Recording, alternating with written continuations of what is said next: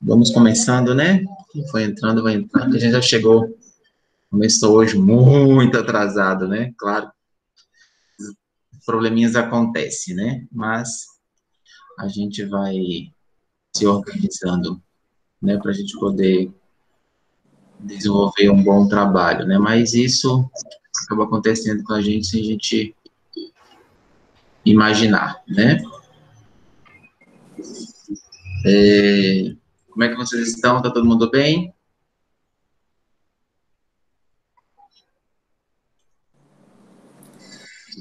Sim, bem.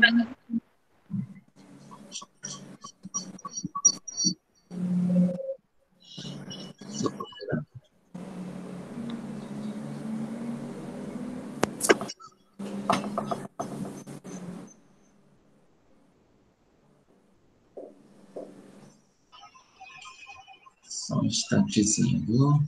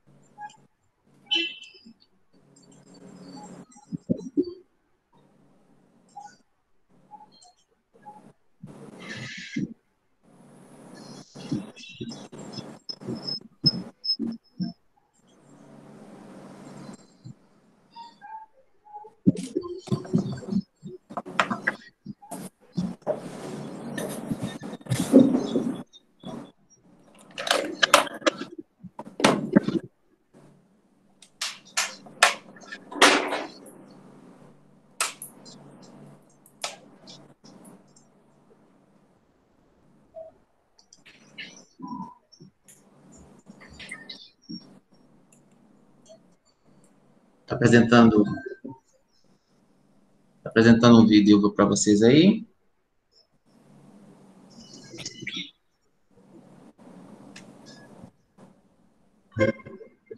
Tá aparecendo? Não. Não? Aparecendo a tela compartilhada. Agora o vídeo iniciado, não. Então, deixa eu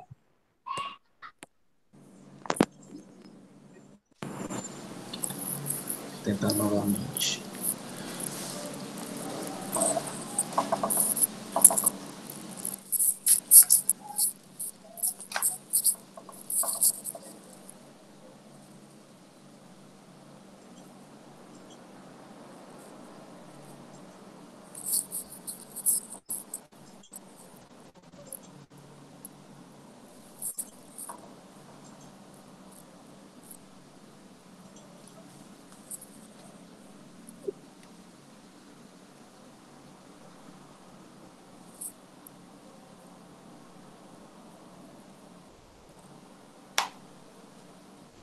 E agora?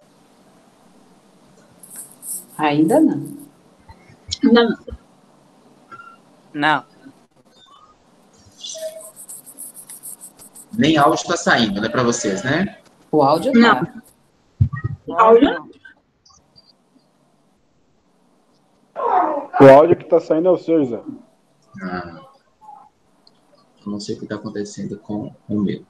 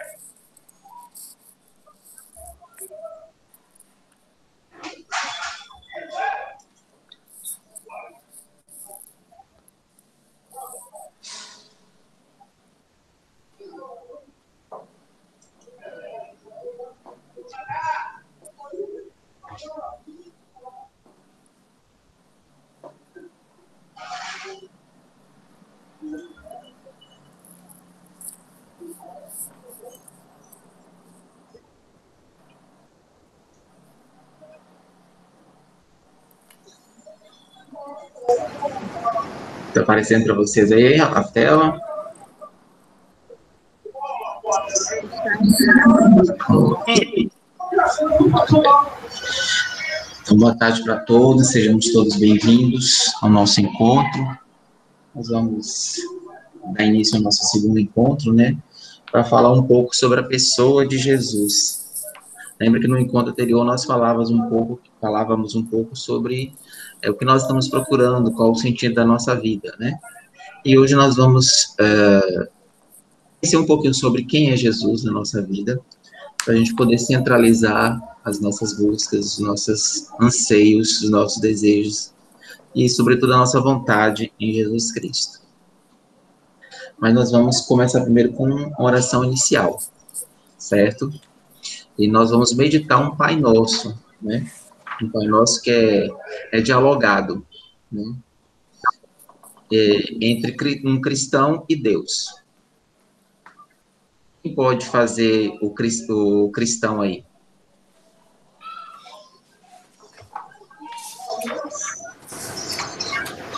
Alguém pode se propor? Onde tiver a palavra cristão, a pessoa fala o que está escrito, entendeu?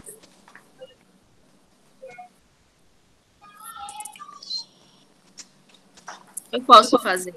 Ótimo. Pode começar? Sim, pode começar. Pai nosso, meditando, né? Pai nosso que estais no céu. Sim, estou aqui. Por favor, não me interrompa. Estou rezando. Mas você me chamou. Chamei? Eu não chamei ninguém. Estou rezando. Pai nosso que estais no céu. Aí, você chamou de novo. Fiz o quê? Me chamou. Você disse, Pai nosso que estás no céu. Estou aqui.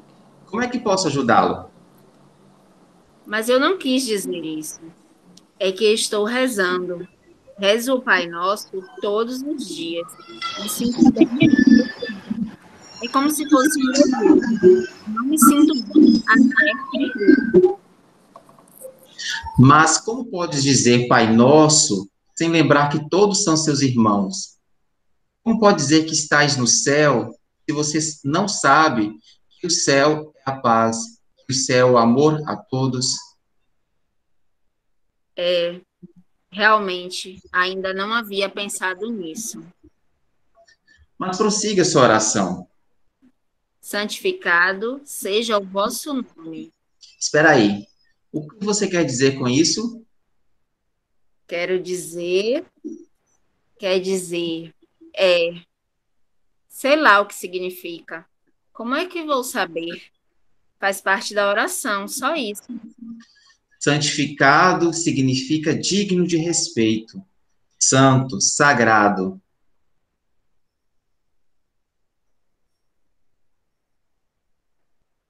Agora entendi, mas nunca havia pensado no sentido desta palavra. Santificado.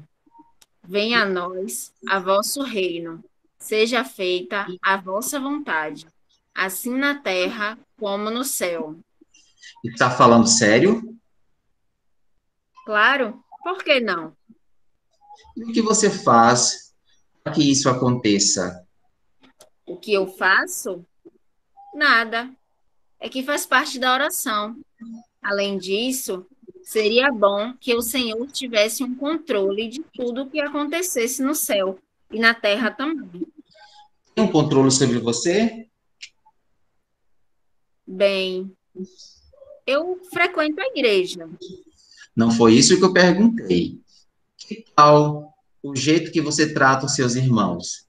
A maneira com que você gasta o seu dinheiro? O muito tempo que você dá à televisão, as propagandas que você corre atrás? E o pouco tempo que você dedica a mim?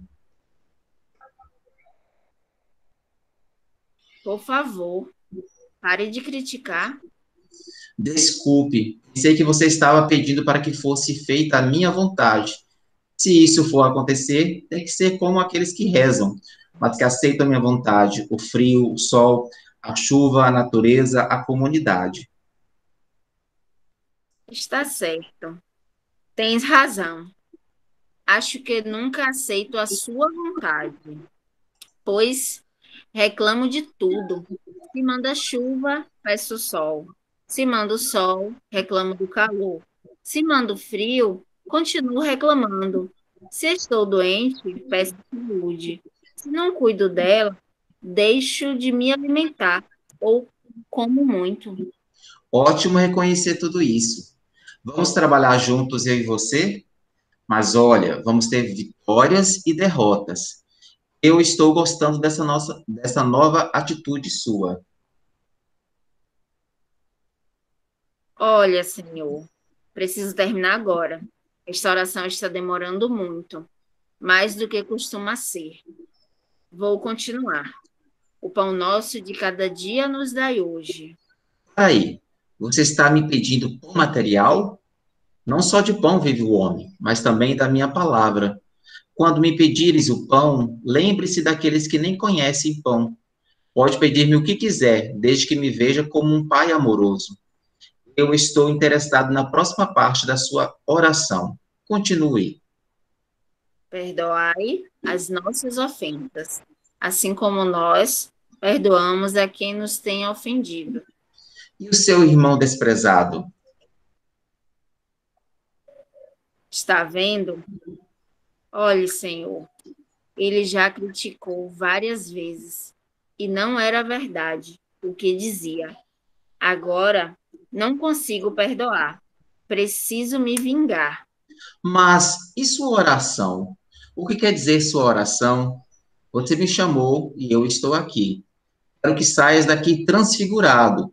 Estou gostando de você ser honesto.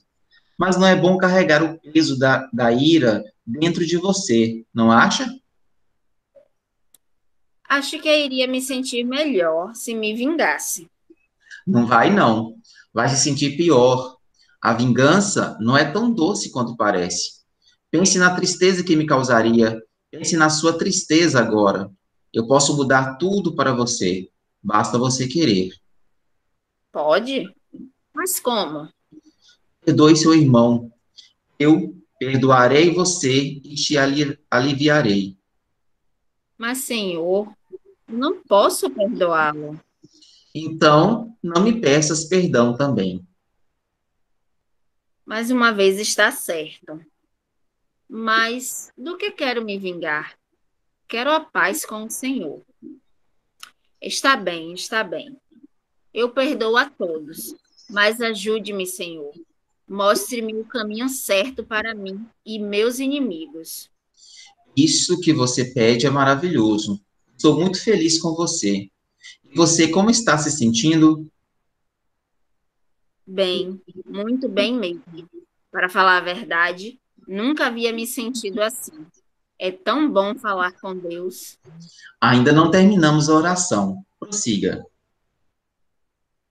E não deixeis cair em tentações, mas livrai-nos do mal.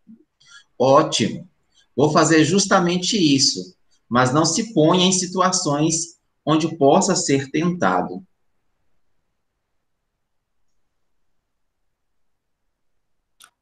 O que quer dizer com isso? Deixe de andar na companhia de pessoas que o levam a participar de coisas sujas, intrigas, fofocas. Abandone a maldade, o ódio. Isso tudo vai levá-lo para o caminho errado. Não use tudo isso como saída de emergência. Não estou entendendo. Claro que entende. Você já fez isso comigo várias vezes. Entra no erro, depois corre para me pedir socorro. Puxa, como estou envergonhado.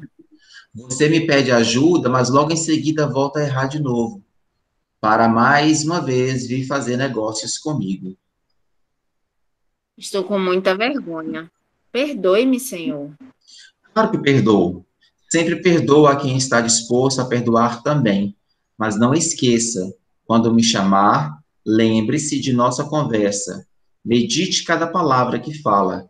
Termine sua oração. Terminar? Ah, sim. Amém. O que quer dizer amém? Não sei. É o final da oração. Você só deve dizer amém quando aceita dizer tudo o que eu quero, quando concorda com a minha vontade, quando segue os meus mandamentos, porque amém quer dizer assim seja. Concordo com tudo que orei. Senhor, obrigado por ensinar-me esta oração. E agora, obrigado por fazer-me entendê-la. Eu amo cada um dos meus filhos. Amo mais ainda aqueles que querem sair do erro, quer ser livre do pecado. Abençoo-te e fica com a minha paz. Obrigado, Senhor. Estou muito feliz em saber que és meu amigo. E o que este Pai Nosso nos ensina? Quais questões surgem ao ouvir esta mensagem? Vamos partilhar nossa reflexão?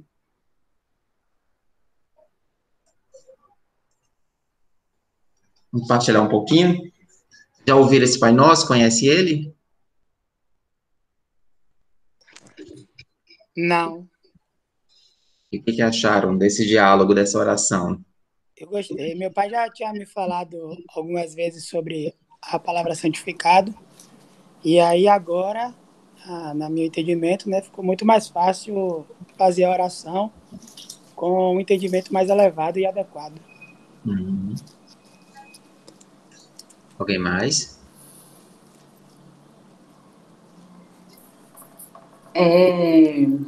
Isso aí agora que ele falou é uma coisa assim, muito importante, né? Que às vezes a gente conversa, ora, e às vezes a gente já faz no automático, assim, pelas coisas que a gente aprende, mas quando a gente para orar, refletir no que a gente fala, o que a gente pede, né? Os erros, os acertos, dá um entendimento melhor para as novas orações, os novos entendimentos das coisas. Gostei muito. Uhum. O que mais? Foi a primeira vez, né, que eu ouvi, na verdade, participei contigo, né, essa oração. E é muito interessante, ela me chamou muito a atenção, porque como a colega falou, realmente às vezes a gente faz no automático. E não pode ser assim, porque o nosso íntimo, a nossa intimidade com Deus, ela é muito importante. E às vezes a gente não dá a importância que realmente merece. A gente termina priorizando outras coisas. E não pode ser assim, né? Deus não quer simplesmente que a gente ore da boca. Ele quer o nosso coração realmente aberto e ao lado dele. Uhum. Alguém mais? Na verdade, o que me chamou mais atenção foi a questão de salientar a diferença do discurso com a prática. Não só a mecanização da oração, como também você não está prestando atenção naquilo que você está pedindo ou agradecendo, e na prática você não faz nada daquilo que você está dizendo. Uhum. Verdade. Alguém mais quer acrescentar alguma coisa?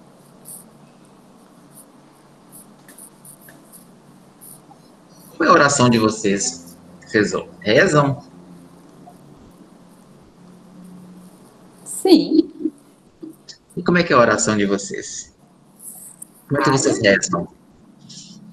A gente reza assim, né? Eu, pelo menos, particularmente, né? Eu, primeiro, antes da minha oração, eu sempre agradeço tudo. Peço desculpas pelos erros, para que não voltem a ser repetidos. E peço o que eu estou pedindo na hora e sempre agradeço. Sempre na intenção de acertar e não repetir o que vem sendo errado, o que ilumine né, os pensamentos para que possamos seguir o caminho certo. E sim, eu sempre agradecendo. Uhum. Então é mais por aí. Mas é assim, como é que você faz? Você reza de manhã, de tarde, de noite? Você dedica um tempo para isso? Você faz o que nessa sua oração? Você é uma conversa? São aquelas Eu, orações prontas que a igreja eu traz para a gente, que são lindas, não, mas às não, vezes não é nos igreja, não é atrapalham. orações prontas, não. Geralmente eu rezo quando eu vou dormir e de manhã, às vezes, não rezo logo assim que eu levanto, mas ao longo do dia eu converso o dia todo com ele. Uhum. Agradecendo, pedindo proteção ao sair, ao chegar, um filho chegar, uma família. É o dia a dia. Toda hora, todo instante, eu não tenho um momento certo. Na hora de dormir, sim, é certo, mas a minha oração a- toda hora que me vem na cabeça alguma coisa, agradecendo, pedindo, é o dia todo. Só de noite mesmo que é o horário certo, mas no dia a dia é a todo instante. E os outros? Como é que é a vida de oração de vocês? Eu oro pela manhã, quando eu chego no trabalho. Na verdade, assim que eu levanto, eu agradeço pelo dom da vida, de meus familiares, principalmente de meus pais, que têm uma caminhada na igreja e estão me ensinando muita coisa, certo? Aí, quando eu chego no trabalho, eu oro dentro da empresa, assim que eu entro, né? Peço a bênção de Deus, peço a proteção, a produção na empresa. Agradeço pela vida de meus pais, que eles trabalham longe. E quando chega a noite em casa, todas as noites eu oro antes de dormir, agradecendo pelo dia, pelos aprendizados no decorrer do dia e pedindo perdão por todo o meu pecado.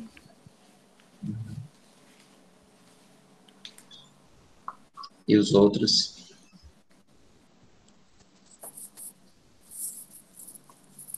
Eu faço. Por Pode favor. falar. Pode falar, colega. Obrigada. Eu faço a oração do Pai Nosso apenas à noite, né, antes de dormir. Eu uso vou colocar como uma entrada. Depois eu busco criar um diálogo com Deus. Esse diálogo é por mim, pelos meus familiares e por toda a humanidade, principalmente as pessoas que estão em situação de moradia de rua. Eu não peço só por mim e não agradeço só por mim, né? Eu busco sempre lembrar daqueles em que eu não conheço. Durante o dia, eu não oro, mas eu busco sempre conversar com Deus, né? E conversar, agradecer, pedir a presença dele, onde quer que eu vá, pelas pessoas com quem eu cruzo também nas ruas, nos coletivos, né? Enfim. E uso também muito os louvores. Eu sinto que sou tocada, né? Que as palavras vêm ao meu íntimo como música. E eu busco explorar bastante isso. Manuela? Eu rezo sempre antes de dormir. Pela manhã também eu acordo, às vezes eu acabo me pegando, correndo, porque às vezes eu acordo atrasada para alguma coisa, aí pode entrar tudo, aí eu faço social online, aí quando eu vou ver, eu já vou fazer minhas orações às 10 horas, 11 horas, ou pelo caminho vai para o trabalho. Uhum.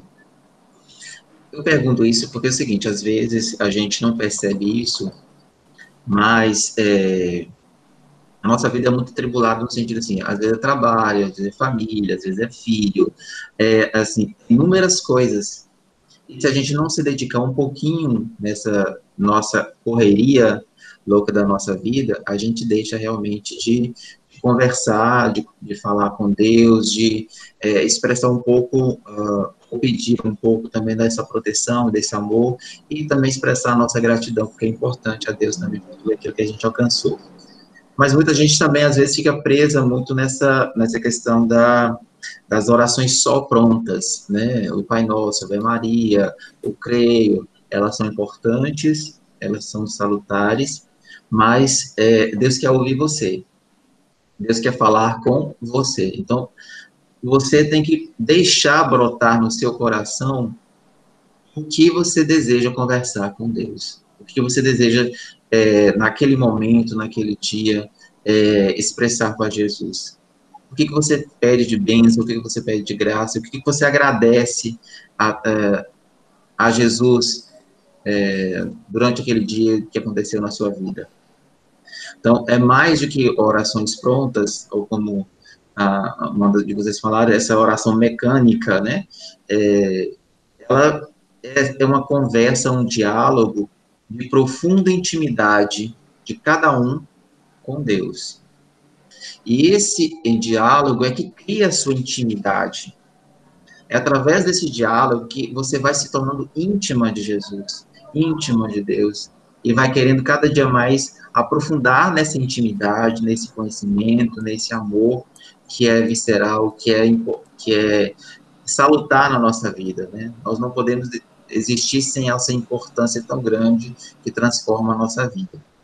Então, e muitas vezes a gente vai ou faz as orações, né? E faz o Pai Nosso sem prestar atenção, faz a Ave Maria sem prestar atenção, porque são palavras lindas que diz ali, né? Mas se ela se torna mecânica, você não presta atenção no que você está falando, como estava no Pai Nosso e da oração inicial. E a gente deixa de lado, né, o que realmente nós gostaríamos de estar conversando com Jesus. Então, que a gente possa, no nosso dia a dia, estabelecer alguns momentos dessa conversa, dessa abertura do nosso coração para com Jesus, para que ele possa te escutar. Mesmo ele sendo Deus, que ele sabe das coisas, mas ele quer te ouvir. Ele não nos tira a nossa liberdade de expor aquilo que você está querendo. E ele quer te ouvir, ele quer nos ouvir. Ele quer saber como nós percebemos as coisas. Então, Jesus quer nos ouvir. Basta que nós vamos crescendo em nós essa atitude de voltar a Ele, de conversar com Ele, de expressar aquilo que o nosso coração está desejando naquele instante. No encontro passado eu falei que ia fazer a apresentação de vocês e acabei esquecendo, e vocês não me lembraram, né? Então, vou fazer uma apresentação rapidinha de cada um de vocês, né? O nome, o que deseja, nessa catequese.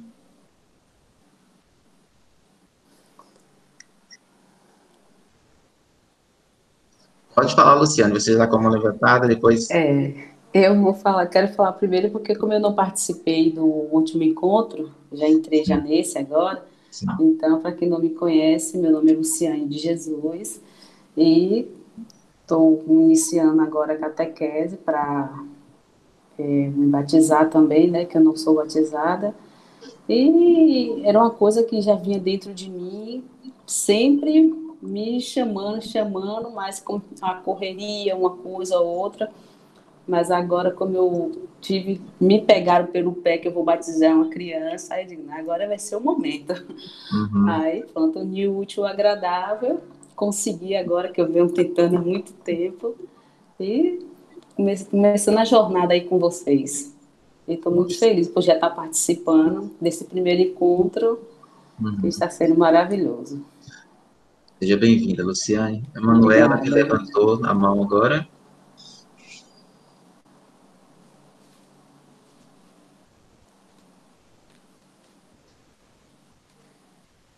Vai falar, Emanuela? Não estava conseguindo abaixar. A mão está levantada desde a primeira vez. Eu não sei tirar, não. Estou chamando a filha, vem cá, socorro. Isso acontece. Eu já pensei naquela toda para ver se tira essa mão em pé, mas não sai. Deixa ela Eu me matriculei porque minha filha ela já faz catequese 2 anos em outra paróquia. Uhum. Então, como eu estou morando agora em Menina, ela não quer mais fazer. Aí eu disse, eu também vou fazer, então se vai, eu não quero. Uhum. Então, é uma oportunidade de eu buscar mais de Deus, né? Porque eu também estou precisando. Porque a gente vai para o trabalho, precisar ir que a conta chama, a gente faz esforço. Mas para ter mais contato com Deus, a gente vai deixando para depois, porque é uma coisa ou outra, vai ficando. Uhum. Então, é a forma de eu buscar mais, de Deus, né? deixa que eu me matriculo. Ótimo. Seja bem-vinda, Manuela. Quem é o próximo? Ou próxima? Posso falar aqui? Sim.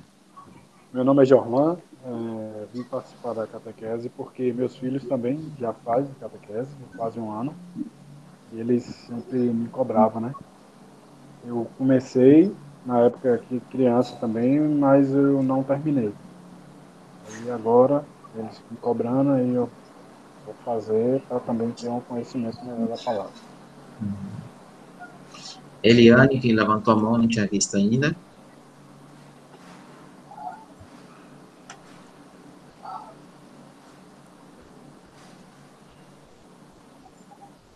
Eliane, pode falar, Eliane.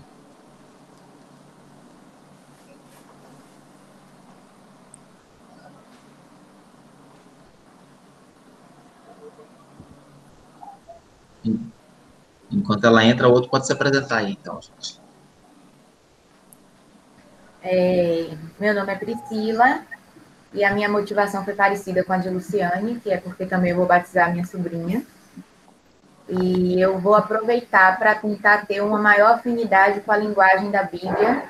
Eu sempre digo que vou ler, nunca leio.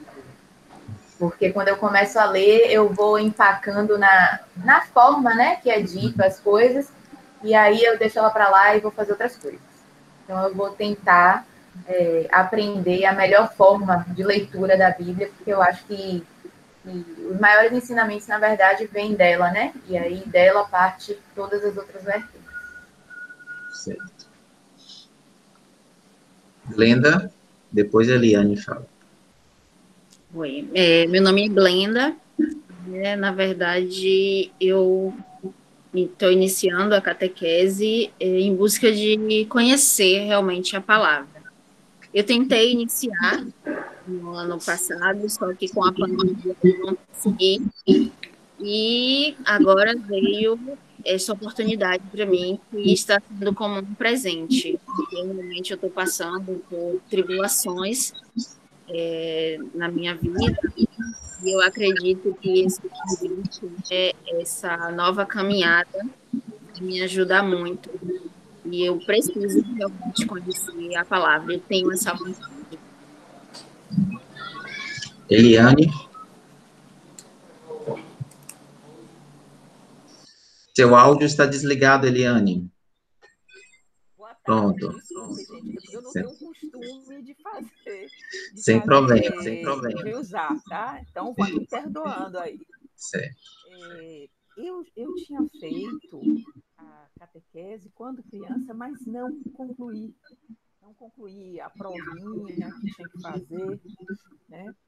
E aí depois não fiz mais nada, né? Mas frequento a igreja, sou devota de Santo Antônio, você perguntou sobre as orações, ao me levantar, eu sempre me benzo. Sempre ao Pai, pelo da vida, pelo amanhecer. Aqui em casa, eu tenho o costume de orar às 18 horas. O costume que minha mãe tinha, assim, de fazer a oração da Ave Maria. Então, todas as 18 horas aqui, eu sempre eu fico na sala sozinha para fazer oração. Mas, além de orar a Ave Maria, eu escuto os padres, né, normalmente pela TV, ultimamente, porque não tenho ido à igreja, mas eu costumo frequentar as igrejas. Eu sou batizada, mas não vou para receber a hóstia, porque eu não fiz a primeira Eucaristia. E é essa minha busca, fazer a primeira Eucaristia e conhecer mais, até da Bíblia também, um pouquinho mais, eu leio, às vezes eu leio um pedaço ou outro, mas eu preciso aprofundar, como outros colegas, eu preciso aprofundar meu conhecimento e chegar mais próximo de Deus. Certo, obrigado. Seja bem-vindo. Obrigada. Quem é o próximo? Vamos lá. Pode ser. Juliana e Juliana e Gustavo. Isso. Na verdade, nós procuramos esse curso de iniciação à vida cristã para buscar receber o sacramento da crisma. Uhum. Isso aí. Certo. O que mais? Se apresentar aí. Pode ser. Pode.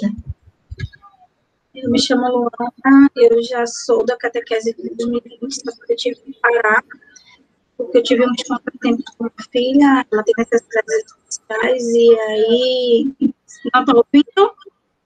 Alguém deve estar com o áudio ligado aí, por isso que está atrapalhando. Vai, continue. E aí eu não achei legal eu ter continuado, porque eu tive algumas faltas, José sabe, e para poder fazer a crisma, se faz necessário pelo menos de 80%, né, de presença para poder aprender, e eu não tinha esses 80%.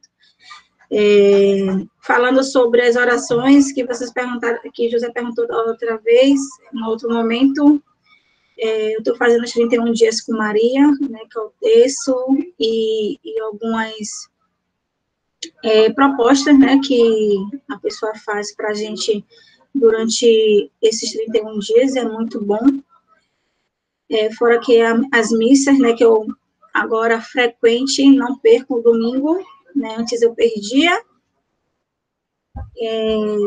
não perco mais, é o domingo do Senhor, e as terças-feiras também. E também a crisma é para poder realmente eu estar mais presente, né, saber mais do Senhor, da Nossa Senhora, e outras coisas mais. Obrigado, Luana. Seja bem-vinda novamente. Mais?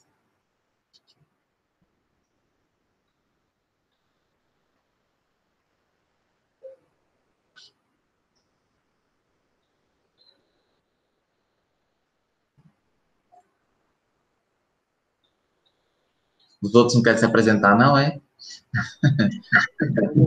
Olá. Meu nome é Marta. Então, a minha motivação, eu não sou batizada também. Eu queria aprender um pouco mais também da vida cristã, da palavra de Deus. Eu andei um pouco afastada. E é isso aí. Ganhei alguns afilhados, não estou podendo batizar também. Então é isso. Minha motivação maior. Certo. Pode ir, Robson.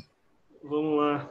Eu sou batizado, estou em processo de reconversão, então nada melhor do que participar da catequese, né, para conhecer, me aprofundar no conhecimento cristão e aprender também sobre a doutrina da igreja. Quem mais? Priscila, vou falar os nomes aqui, fica mais fácil, né?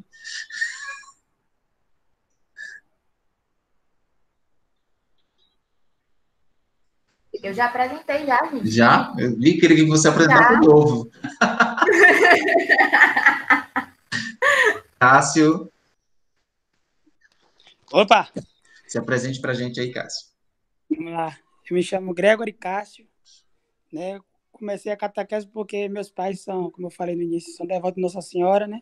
E eu sempre acompanho eles na igreja e sempre tive vontade de conhecer um pouco mais a palavra de Deus. E esse é o motivo que eu tô. Seja bem-vindo, Cássio. Natiele. Boa tarde. Boa tarde. Espera aí, tá aparecendo. Oi, gente, boa tarde. Eu me chamo Natiele. Boa tarde. Também sou batizada, fiz primeira Eucaristia, mas não consegui concluir a crisma, nem na adolescência, e também ano passado eu fiz inscrição, mas por conta mesmo da correria, enfim, do dia a dia, não consegui concluir. Aí agora retomei. Ótimo, seja bem-vinda. Obrigada. Ana Flávia, né? Olá, me apresentando de novo para vocês. Meu nome é Ana Flávia e o meu motivo de estar fazendo a participando da catequese, que eu tenho muita vontade de fazer a primeira comunhão e a crisma, e, na verdade, assim, me organizar minha vida religiosa, né? Há 2 anos, mais ou menos, eu consegui manter uma rotina de oração, coisa que eu não conseguia fazer antes. Então, isso tem sido muito importante na minha vida, né? Através do programa Manhã de Luz, de Padre Alex Nogueira, eu consigo todos os dias ouvir o Evangelho e meditar nas palavras de Deus. Isso trouxe para mim uma paz, um conforto muito grande para passar por tudo isso que a gente está passando agora. E eu acho que é o momento certo de, apesar de tarde, né, porque eu já sou adulta, mas eu acho que é o momento certo de, nessa fase agora de maturidade, eu procurar a igreja e procurar conhecer também mais um pouco da palavra de Deus. Ok, obrigada, Ana Flávia. Não existe tempo, viu, Ana Flávia? É o tempo de Deus que se realiza. Então, às vezes, a gente pode pensar assim, eu estou muito passado do tempo já. Não, não existe isso não, viu? É o tempo de Deus que se realiza na vida da pessoa, né? E às vezes é interessante acontecer no momento propício, né? E Deus sabe de todos os momentos. Então, quando chegou esse momento, esse é o seu momento, então nós vamos trabalhar em cima disso para que a gente possa ser frutos, sementes, né, nessa nossa caminhada. Então, todos sejam bem-vindos, né? Eu sou Zé Carlos, seria o catequista de vocês. Não é professor não, viu, gente? É catequista. Seria o catequista de vocês que acompanharia essa turma. E na paróquia lá, eu sou catequista, sou ministro da Sagrada Comunhão também, e coordeno o apostolado da oração de lá da paróquia, né? Então, e trabalho numa outra paróquia, lá na Cruz de Brotas, Nossa Senhora de Fátima. Eu trabalhava, vamos dizer, profissionalmente na paróquia de Ondina, mas devido à pandemia, teve alguns cortes, aí eu tive que sair, e agora eu trabalho na outra paróquia, que é Nossa Senhora de Fátima, na Cruz de Brotas. Mas continuo meu trabalho pastoral lá na paróquia de Ondina, que eu gosto muito de lá, né?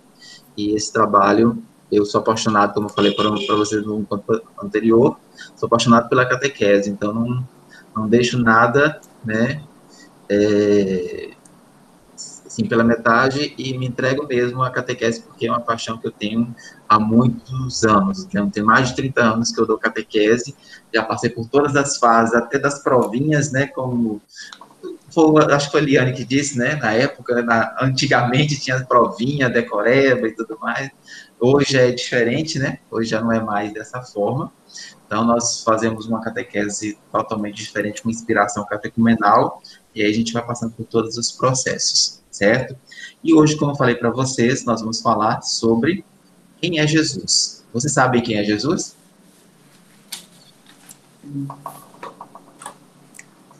Nós vamos aprofundar um pouquinho o conhecimento sobre ele, né? E depois nós vamos ver como é que vocês estão, já se deu para dar uma relembrada no que você pensava sobre Jesus, né? Ou se vocês conheceram, a partir dessa nossa reflexão, quem é esse Jesus, tá bom? Aí nós, no final, a gente conversa um pouquinho mais.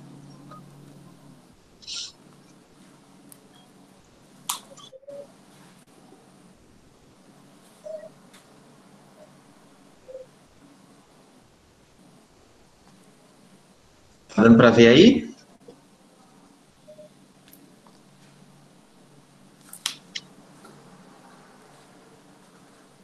Tá, gente, dando para ver? Sim. Tá, sim. Jesus é o caminho para Deus. Mas quem é Jesus? É uma interrogação? Ele é um homem? Ele é um mito, um revolucionário, um pacifista, um idealista? Ele é um profeta? A gente já ouviu de tudo nele, né? Na nossa história. Assim Jesus é, resumindo tudo, né? O Filho de Deus, o Salvador de todos os homens. E aí a gente pode ver, nesses trechos da Bíblia, né? Essa afirmação, né? De Jesus no processo da criação. E como Jesus é o primogênito, né? E forma a Trindade, então, desde a criação da humanidade, Jesus já estava presente, a Trindade já estava presente. Então, nesses textos aí, a gente já pode perceber, através da Bíblia, ele afirma, né, essa questão toda dele ser, ou dele estar presente, né, na criação também. Em Efésios, capítulo 1, versículos de 1 a 10, lá em João, né, o Evangelho, né, de João, capítulo 1, versículos de 1 a 3, ele mostra isso, e em Colossenses, capítulo 1, versículos de 15 a 18. Eu só vou pegar um de João aqui, que diz o seguinte, João de 1 a 3. No começo, a palavra já existia. A palavra estava voltada para Deus, e a palavra era Deus. No começo, ela estava voltada para Deus. Tudo foi feito por meio dela, e de tudo que existe, nada foi feito sem ela. Algumas traduções colocam, no começo era o verbo se fez carne e habitou entre nós. Outras dizem que essa tradução da palavra é Jesus cumpre essa palavra, né? E desde o início da criação, ele já existia, né? Desde o início, esse Jesus já existia. Então, a criação e a salvação, nós podemos ver lá em Gênesis. Quem tiver Bíblia seria bom, né? Para poder seguir um pouco. A gente pode ver lá em Gênesis, capítulo 2, versículo 15, essa questão. Deixa eu ler para vocês em Gênesis, capítulo 2, versículo 15, que diz o seguinte: Javé, Deus, tomou o homem e o colocou no jardim de Éden, para que o cultivasse e guardasse. Isso aí foi a criação. Lá em João 20 também vai dizer um pouco sobre a criação, né? E aí aqui nós entramos realmente situando a pessoa de Jesus. Com Jesus começou uma nova história da humanidade. É tanto que a história foi dividida antes de Jesus e depois de Jesus, né? Ou seja, AC e DC, né?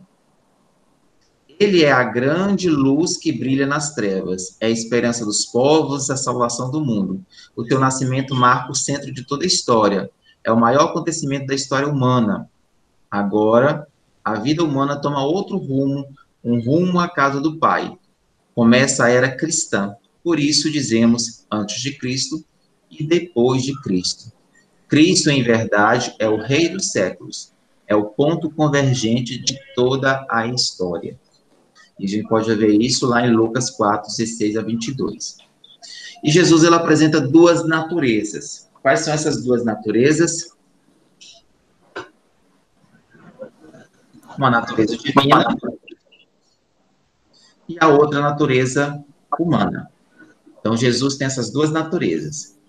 Porque ele é Deus, ele nasceu e viveu como um homem qualquer.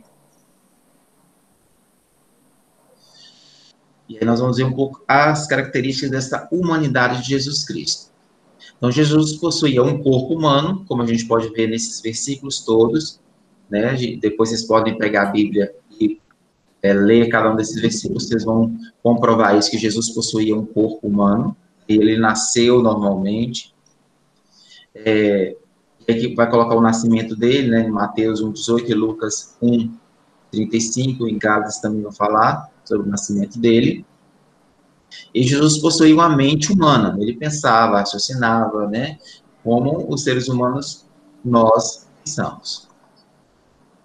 E aí é importante correlacioná-lo na história, né, como ele surgiu nessa nossa história, isso tudo falando humanamente. Ao tornar-se verdadeiro homem pela encarnação, continua sendo Deus e fez-se nosso Salvador, nosso libertador, lá em Timóteo, 1 Timóteo 3,16. Jesus era um homem simples, era operário, pobre, vivia a vida do povo de sua época, sentia os problemas que preocupavam a vida do povo. Ele era um homem bom, sabia valorizar as pessoas, compreensivo, colocava a pessoa acima da lei, não é o homem para o sábado, mas o sábado para o homem. Tudo o que falava era de acordo com a vida que levava. compadeceu-se das multidões e fez o bem a todos. A gente pode comprovar isso lá em Atos 10:38. Jesus, ele pregou a libertação. Ele convertei-vos e crede na boa nova. Vossa libertação está próxima. Vivendo nossa condição humana, verdadeiro Deus e verdadeiro homem, revelou-se diante de Deus, Senhor da história. E aí, como pessoa histórica, nós podemos ver algumas questões para a gente melhor entender. É realmente o Messias esperado. Jesus de Nazaré, compartilhando a vida, as esperanças e as angústias de um seu povo, é o Cristo acreditado pela fé da igreja, como está no documento de Puebla, no 98. É o Messias porque assume o humano, estabelece a comunhão entre o Pai, os homens e as mulheres, ou seja, ele faz essa ligação, né, ele faz o que foi perdido com Adão e Eva, ele faz essa aliança nova, né? Porque depois de Adão e Eva, vem Moisés, vem outros os patriarcas, né? Depois que vem Moisés, eles tentam fazer essa ligação com o Pai, né? Mas só Jesus que vai conseguir. Mais algumas das características da humanidade de Jesus. As pessoas próximas de Jesus consideravam-no apenas humano. Jesus possuía alma e emoções humanas. E ele era impecável, não tinha pecados, né?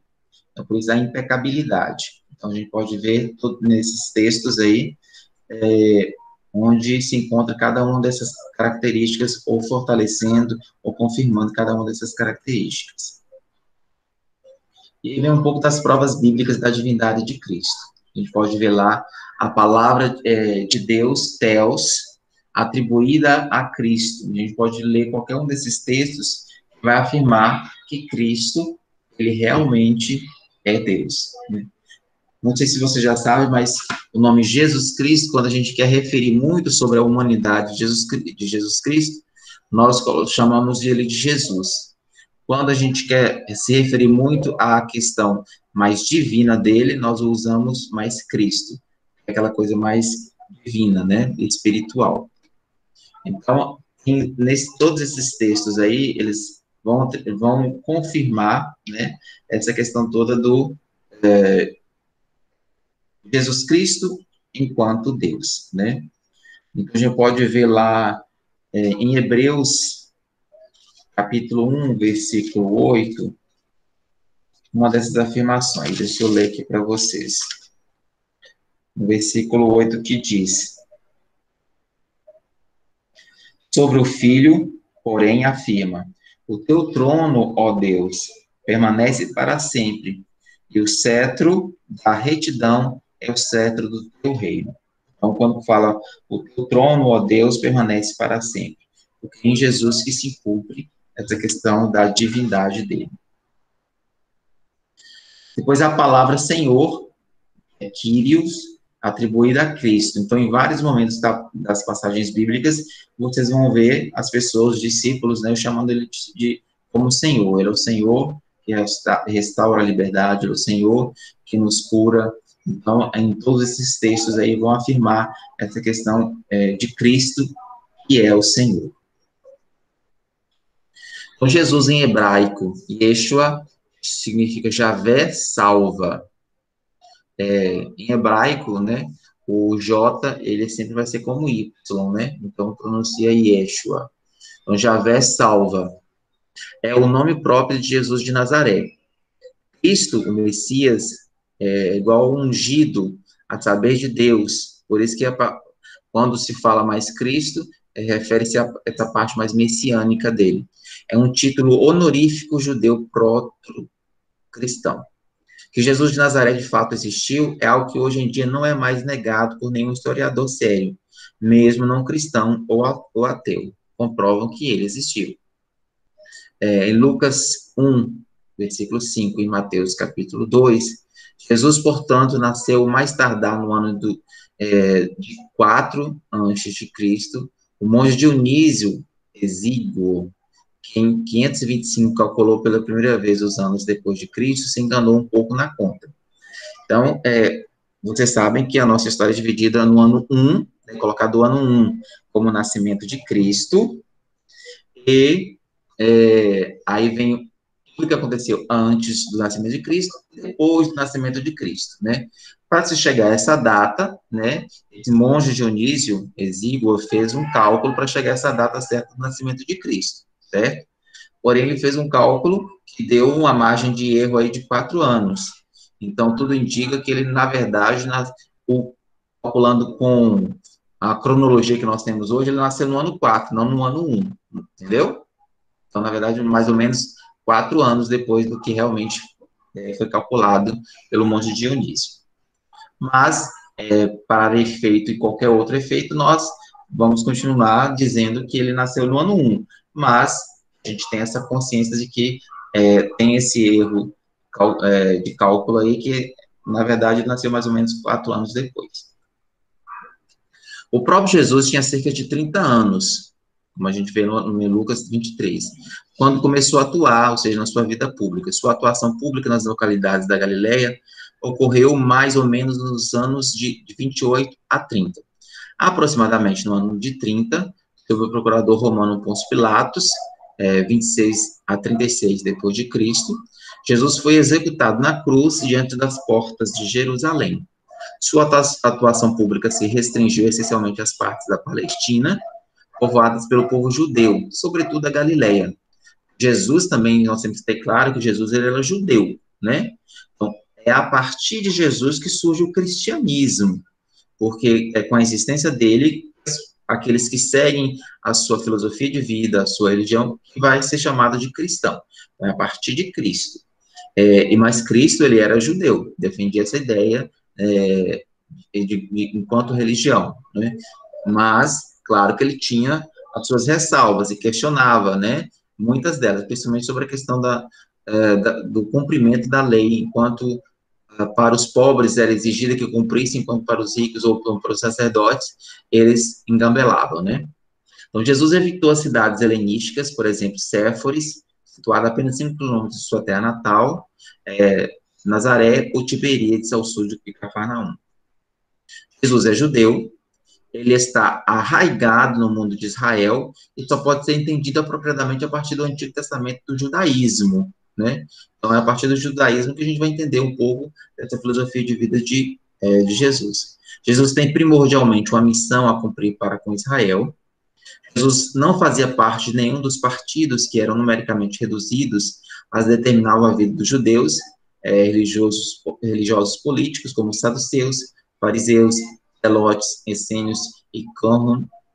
Ou seja, ele não participava de nenhum desses grupos e de nenhum círculo esotérico, apocalíptico, como existia naquela época. Jesus se distanciou dos supremos detentores do poder religioso e político. Jesus estabeleceu múltiplas relações com o povo simples, em grande parte explorado e empobrecido. Ele rompeu com o androcentrismo, né? A centralidade do homem, né? Da antiguidade, suspendeu as discriminações que pesavam sobre a existência das mulheres e acolheu mulheres entre os seus seguidores. Jesus tomou conhecimento da Torá, dos profetas e do saltério, sobretudo através das leituras e orações hebraicas do culto na sinagoga, porque como judeu, ele participava dos cultos, né, das celebrações. Então, ele teve conhecimento da Torá, que são aqueles primeiros 5 livros da Bíblia, que os judeus seguem, né. Ele também teve conhecimento dos profetas e dos salmos. Para Jesus, a Torá, de modo algum, perdeu sua validade. Não é o juízo iminente, como no caso de João Batista, e sim o senhorio de Deus que está próximo salvificamente, que constitui o tema central de toda a atuação de Jesus. A mensagem de Jesus acerca de Deus e sua pretensão missionária pressupõe um profundo relacionamento com Deus, que o determinava em seu íntimo.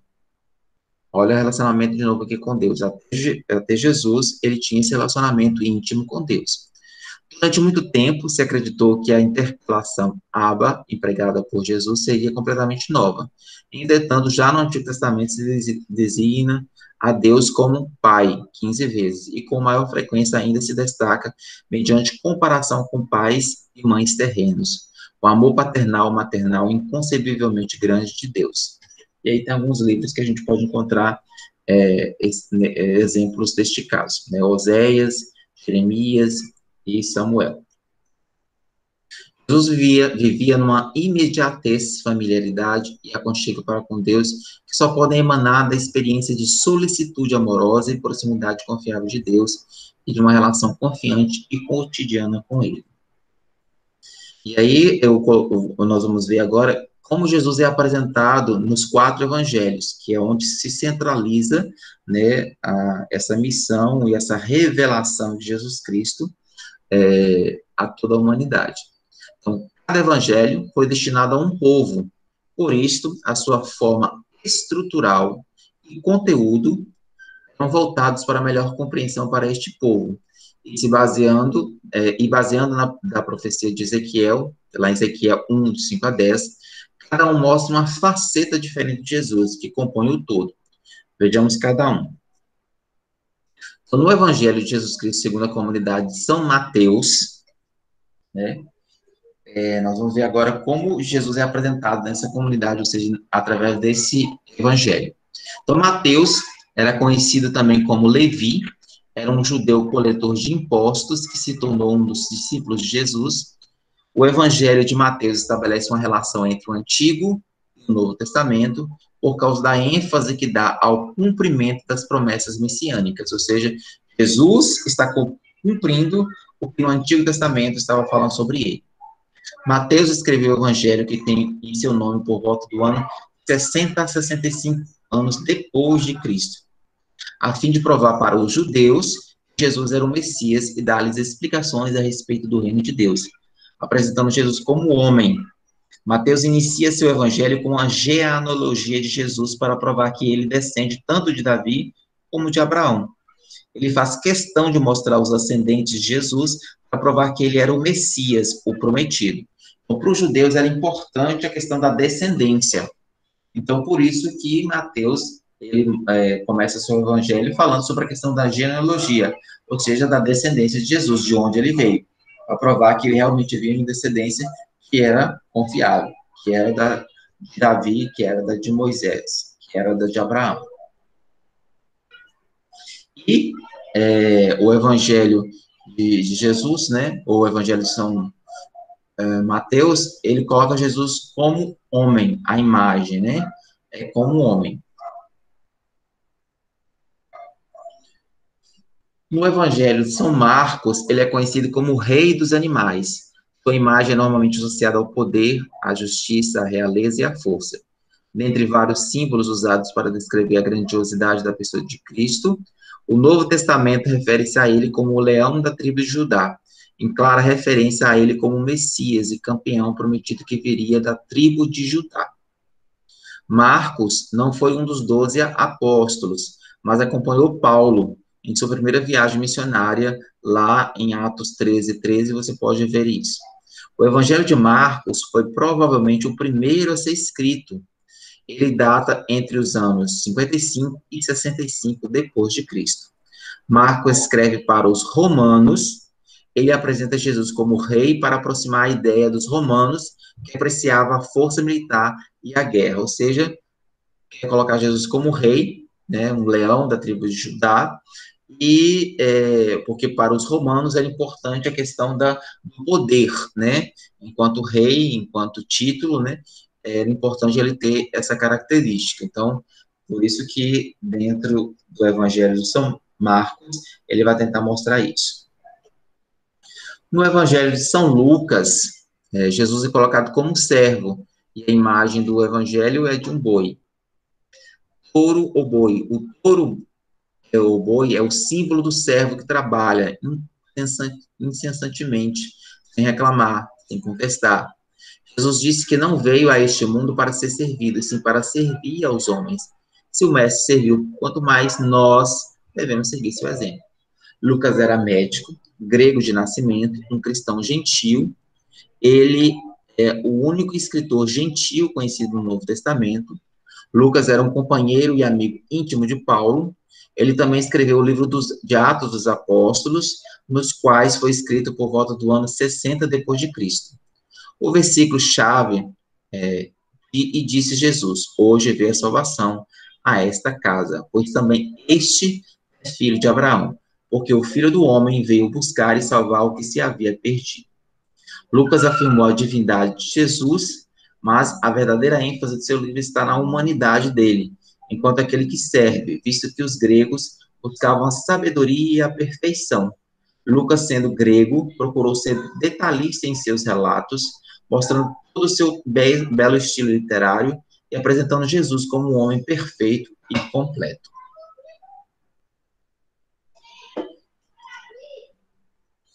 O último evangélico é o Evangelho de São João, que tem a imagem de Jesus enquanto águia, que quer dizer aquela coisa mais espiritual.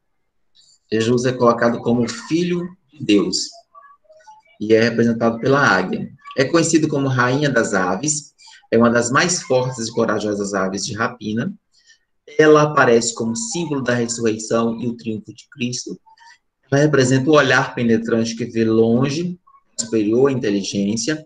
Jesus nos via sendo salvos.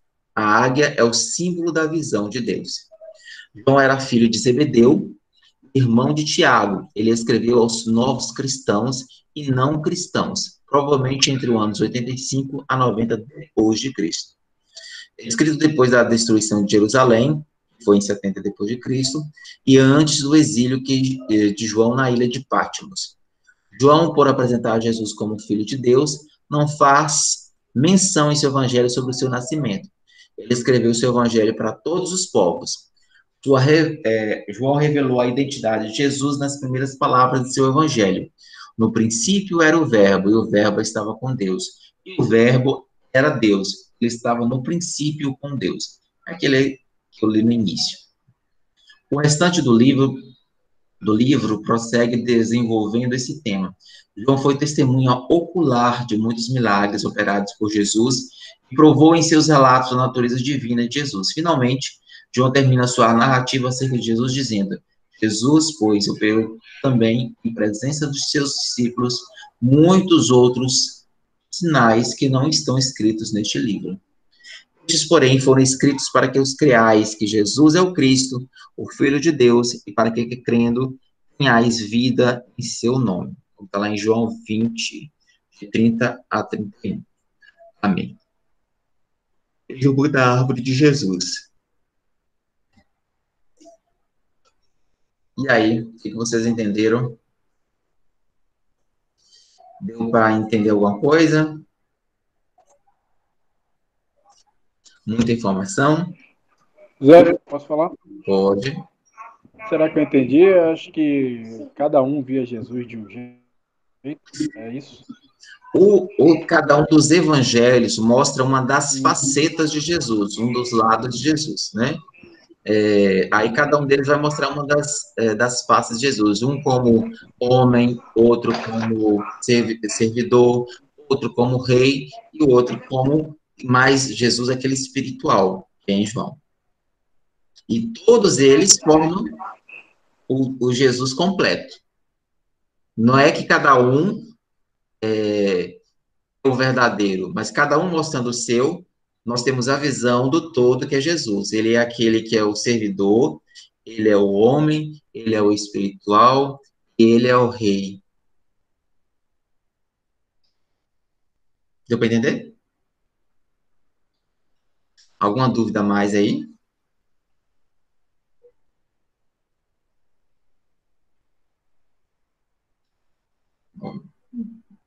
Quem está calado consente, né? Então tá ótimo que vocês já aprenderam, né? Quem é Jesus. Assim, aí vamos dizer assim, é uma explicação mais, vamos dizer, organizada, sistemática, teórica, né? Agora a gente tem que ir para a prática, né? Porque não adianta eu dizer esse monte de coisa aí, se a gente não tem essa vivência de prática para conhecer realmente quem é Jesus, né? E é isso que a gente vai tentar fazer sempre. Jesus, como eu falei no primeiro encontro, será a centralidade de toda a nossa catequese, de toda a nossa vida. Então, tudo que for falado, que for feito, é ter Jesus como centro de tudo. Entendido? Entendido. Mais nada para completar?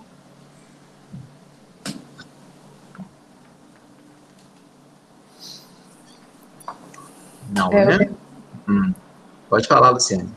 É o que você falou, né? Porque é apresentado assim para a gente, lendo e tudo, a gente está acompanhando e tudo, mas o dia a dia de pegar aqueles pontozinhos para a gente estar lendo, refletindo, tentando entender o que se está falando, e com isso a gente vai formando, né? Jeito, bases, né? Coisas que a gente não entendia antes, passa a entender. E só com a prática mesmo, é o dia a dia, na leitura, voltando, entendendo, para poder a gente ter um entendimento melhor. Eu acho que é assim, né? Comigo funciona assim. Isso mesmo. Então, a gente, aqui é uma visão geral e é teórica, né? E na prática a gente vai tentando criar situações para que isso aconteça de fato, né? É claro que a gente, por exemplo, para ter a experiência de Jesus, nós vamos ter que ter, por exemplo, essa visão. Ele é as duas, vamos dizer assim, as duas partes que compõem Jesus, né? Ele era humano e ele era divino. Nós temos que ter essa consciência, que ele era humano e ele era divino, né? Dentro da humanidade dele, o que foi que ele passou? Ele nasceu, ele cresceu, ele passou por toda essa fase, ele aprendeu um ofício, que ele era operário, como São José era, que é o pai adotivo dele. Ele depois foi para ter uma vida pública, no sentido de, começou a pregar o evangelho, né? Na verdade, não é o evangelho, pregar a boa nova, né? Que é essa vinda dele. Depois ele é morto, ele é ressuscitado, ele ressuscita, ele sobe ao céu e manda o Espírito Santo, né, que é o Consolador. Então, nós temos que ter essa consciência, né, clara. Então, aí basta que a gente viva agora na nossa vida, essas duas partes, dele enquanto humano, que eu me identifico, dele enquanto divino, que eu me identifico, e nas nossas orações a gente vai, com certeza, aprofundando esse nosso conhecimento sobre essas duas partes de Jesus que compõem a vida dele. Certinho? Certinho. Então, vamos fazer a nossa oração final, né? Nosso momento de oração final, para a gente concluir esse nosso momento.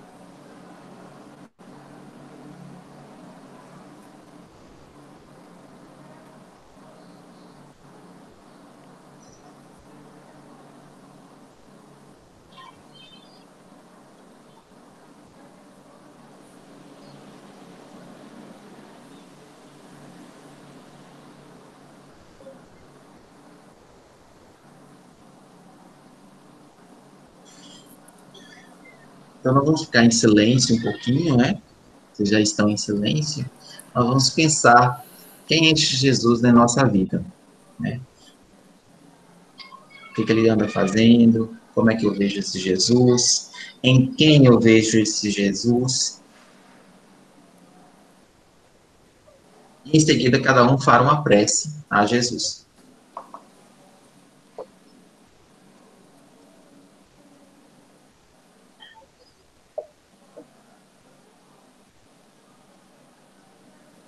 Já pode? Pode. Senhor, neste dia eu agradeço pela perseverança de mais um dia estar na presença dos colegas estudando a palavra, pela minha saúde e pela saúde de todos que estão aqui nesse momento de estudo. Pelo dia de hoje, pelos próximos que irão de vir.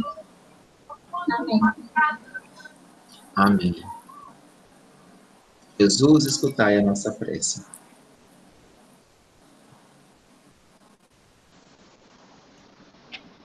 Alguém mais quer falar a sua prece?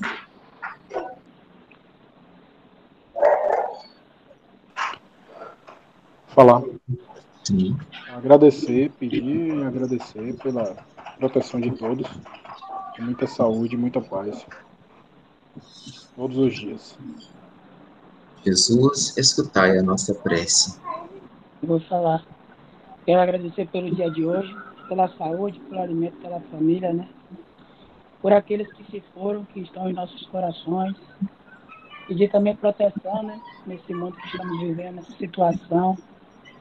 E que tudo passe, né? Tudo se organize para voltarmos a ter uma vida melhor com nossos familiares, com um pouco menos de preocupação, porque isso só foi um aviso para nos chegar mais perto de Deus, daquelas pessoas que amamos. E é só isso mesmo. Amém. Senhor, escutai a nossa prece.